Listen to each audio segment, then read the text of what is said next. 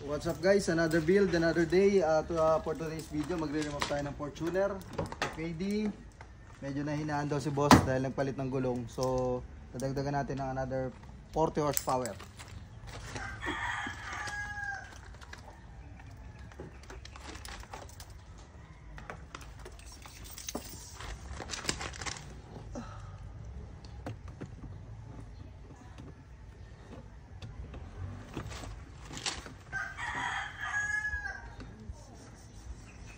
Read muna natin, then tune natin mamaya. Reading tayo, reading, writing, then load, then testing.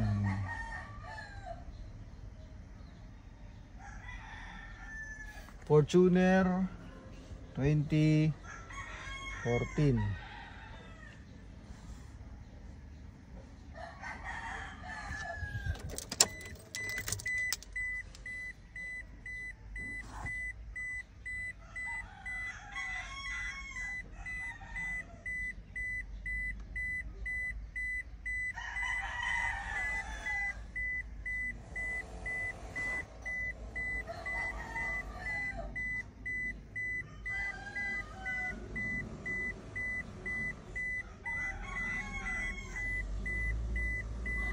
Okay na, tetestingin na natin unit dito sa Daang Hari, dito sa Cavite. Tetestingin natin po ano.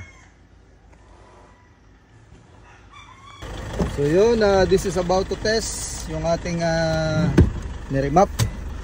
At kasama natin si Sir Rob, siyang may-ari ng Fortuner.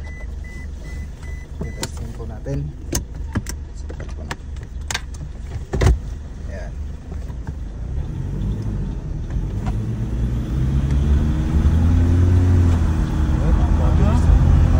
Arangkada pa lang, ramdam na.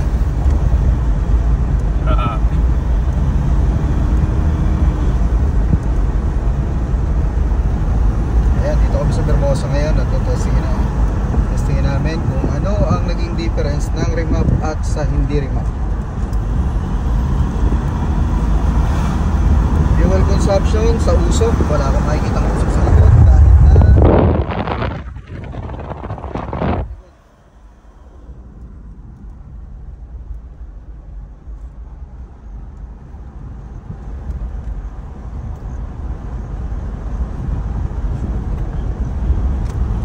Hanapin mo naman itong sir ngayon, kalaro naman, kalaro. Wala mga sir, grabe. Okay lang ba ako mag-gumadi sa iyo? Sige lang sir, diretso lang, mahaba yan.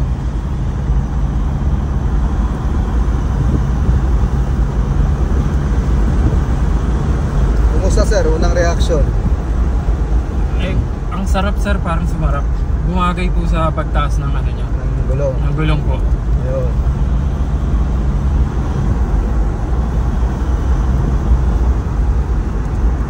Grabe sir. Grabe po yung diferensya.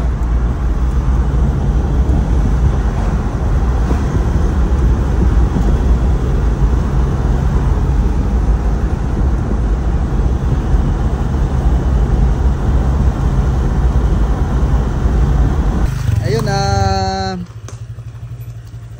ito yung niremap natin, tapos pinunta natin ang gulong.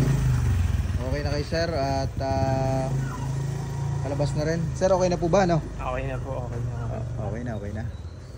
Sige sir, maraming salamat po. At susunod na upgrade po ulit. Thank you po. Sa lahat po naman gusto magpa-tune, Which Point Off-Road, Bermosa, Daang Hari, Imus, Cavite. Thank you po.